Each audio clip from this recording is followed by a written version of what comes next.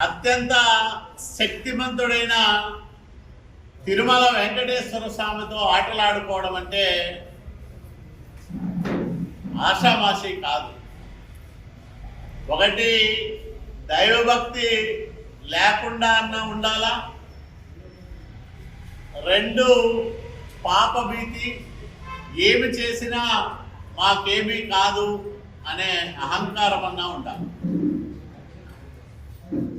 YCP నాయకులకు ఈ రెండు ఉన్నట్లున్నాయి. దానికనే ఇంత పెద్ద ఎత్తున తిరుమల లడ్డూల్ని కల్తీ చేశారు. 20 కోట్ల లడ్డూలు అంటే చాలా పెద్ద సంఖ్య.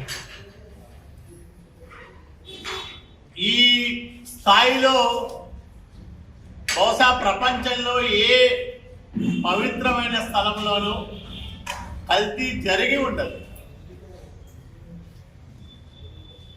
తిరుమల దేవుడితో ఆటలాడుకున్న వైసీపీ నాయకులను చట్ట ప్రకారం శిక్షించాలని మేము కోరుతా ఉన్నాం.